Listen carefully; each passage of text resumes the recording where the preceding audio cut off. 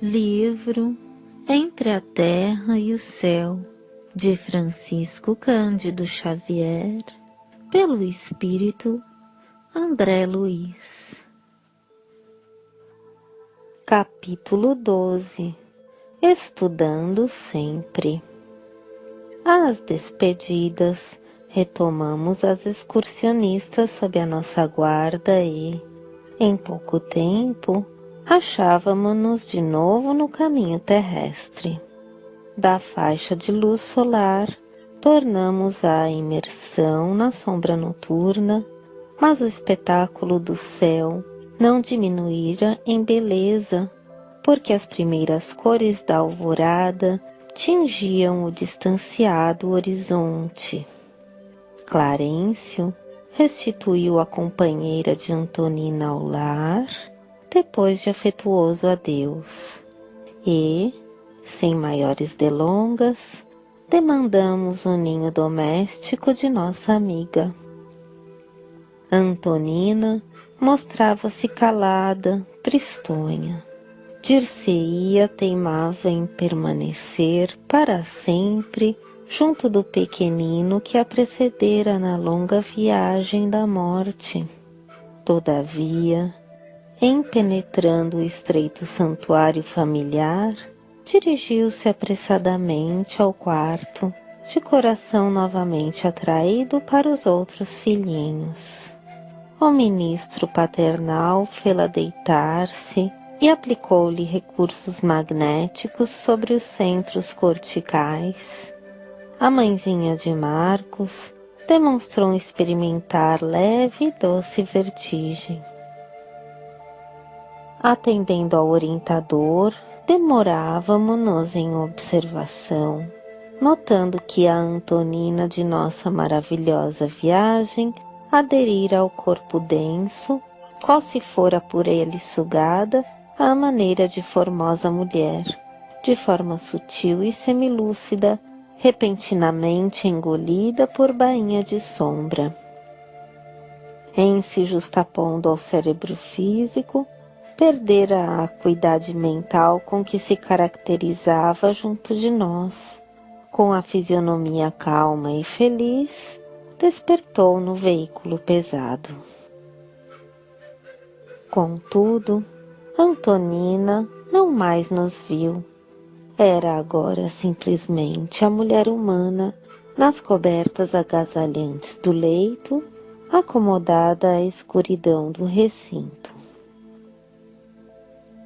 Lembrava-se, sim, do passeio ao lar da bênção, mas através de impressões a se esfumarem rápidas. Só a imagem do filhinho, tema central do seu amor, lhe persistia clara e movimentada na memória. Nossa presença e de todas as demais particularidades do voo sublime lhe acudiam à lembrança por acessórios fantásticos a se lhe perderem nos obscuros escaninhos da imaginação. Como quem seleciona preciosidades, a consolada mãezinha procurava ansiosa nos arquivos da própria mente todas as palavras que ouvira do filho abençoado, buscando retê-las no escrínio do coração. Por isso, das valiosas observações de Clarencio, em poucos minutos, não lhe restava na alma qualquer reminiscência. Antonina movimentou-se, fez luz e ouvimo-la pensar vibrante. Oh, meu Deus, que alegria! Pude vê-lo perfeitamente. Quero guardar a recordação desse sonho divino. Marcos, Marcos, que saudade, meu filho. O ministro abeirou-se dela e acariciou-lhe a cabeça, como se a envolvesse em fluidos calmantes, e a simpática senhora restabeleceu a sombra no recinto. Abraçando a caçula que repousava a seu lado, novamente dormiu. Nossa amiga não poderá guardar positivas recordações, informou Clarencio com atenção. Mas por que? Indagou Hilário admirado. Raros espíritos estão habilitados a viver na Terra com as visões da vida eterna. A penumbra interior é o clima que lhes é necessário. A exata lembrança para ela redundaria em saudade morta. Como isso é lamentável, alegou meu companheiro penalizado. O ministro, todavia, explicou paciente. Cada estágio na vida se caracteriza por finalidades especiais. O mel é saboroso néctar para a criança, mas não deve ser ministrado indiscriminadamente. Reclama dosagem para não vir a ser importuno laxativo. O contato com o reino espiritual, enquanto nos demoramos no envoltório terrestre, não pode ser dilatado em toda a extensão, para que nossa alma não afrouxe o interesse de lutar dignamente até o fim do corpo. Antonina lembrar-se-á de nossa excursão, mas de modo vago, como quem traz no campo vivo da alma um belo quadro de esbatidos contornos. Recordar-se-á, porém, do filhinho mais vivamente, o bastante para sentir-se reconfortada e convicta de que Marcos a espera na vida maior. Semelhante certeza ser-lhe-á doce alimento ao coração. O silêncio passou a dominar o recinto, mas Clarencio quebrou-o quase de imediato, convidando-nos a socorrer o velhinho que nos aguardava. Dormitava o ancião numa velha cadeira. Será sono? Perguntou Hilário, mais novo que eu na vida do além. Sim, confirmou o interlocutor benevolente. Na fase em que se encontra, Leonardo subordina-se a todos os fenômenos da existência vulgar. Não prescinde assim do repouso para refazer-se. Examinamo-lo mais detidamente. Sem dúvida, o ancião trazia um veículo semelhante ao fosso, segundo os princípios organogênicos que presidem à constituição do corpo espiritual. Contudo, mostrava-se tão pesado e tão denso, como se ainda envergasse a túnica da carne. Deixei a Hilário os pruídos de curiosidade que em outro tempo me assaltavam de inópino. Após lhe observar o aspecto desagradável, meu colega inquiriu sobre as razões de tal obscurecimento. O ministro não se fez de rogado e explicou. O psicossoma, nota de rodapé, do grego psique, alma, espírito, e soma, corpo. Abre parênteses, nota da editora, fim da parênteses, fim da nota de rodapé. Ou o perispírito da definição espírita não é idêntico de maneira absoluta em todos nós.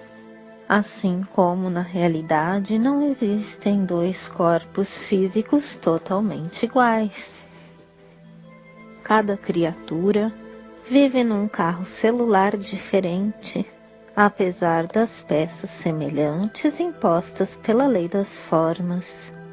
No círculo de matéria densa, sofre a alma encarnada os efeitos da herança recolhida dos pais.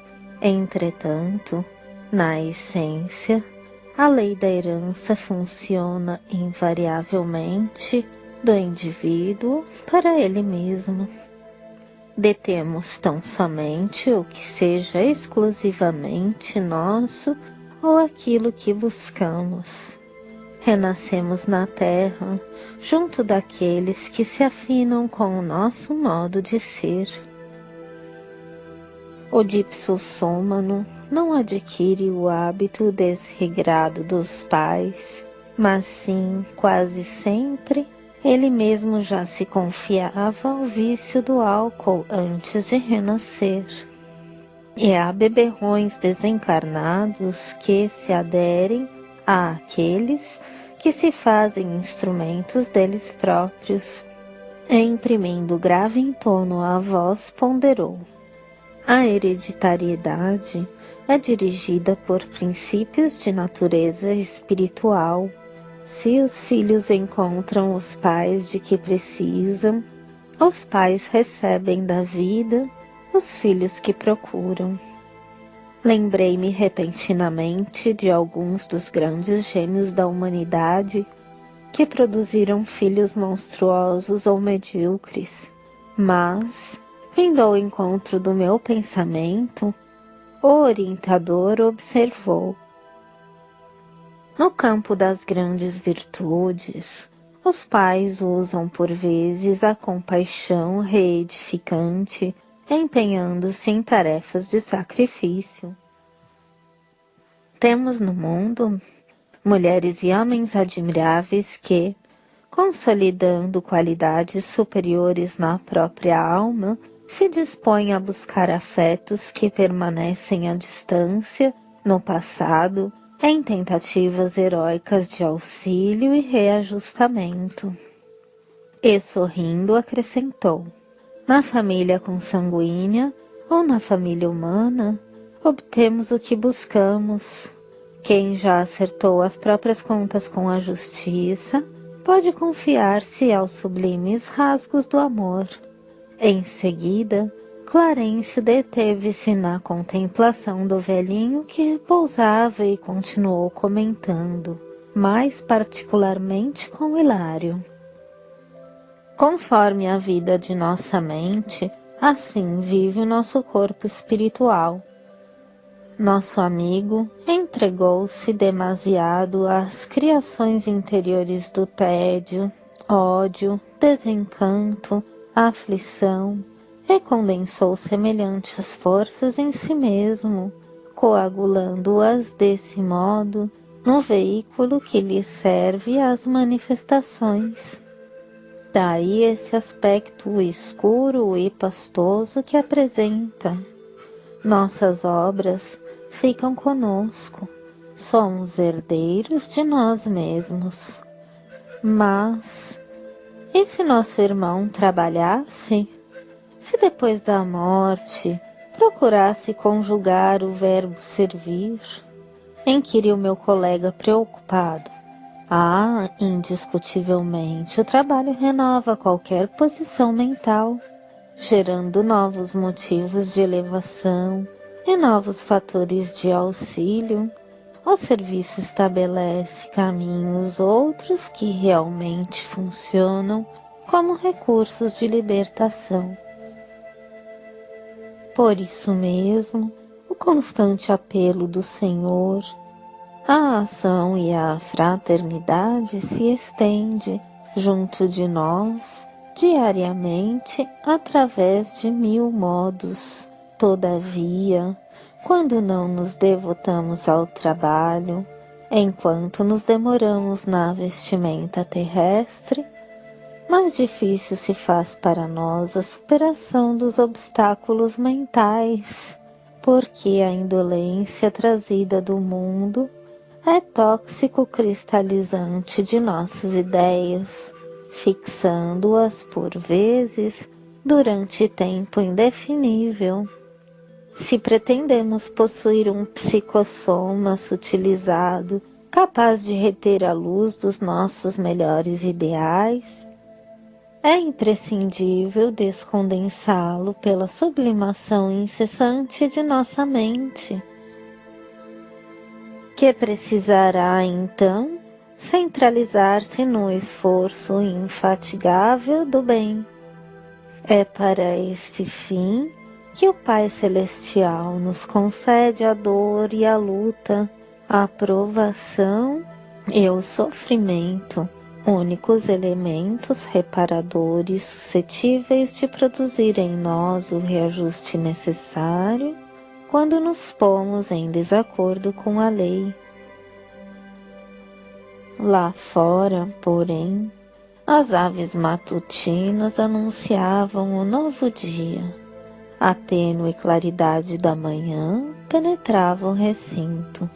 Clarencio lembrou que para socorrer o ancião ensandecido, não dispensaríamos algum trabalho de análise da mente, porque semelhante serviço demandaria talvez a cooperação de companheiros encarnados, que não deviam ser incomodados na paisagem diurna. O ministro convocou-nos à retirada.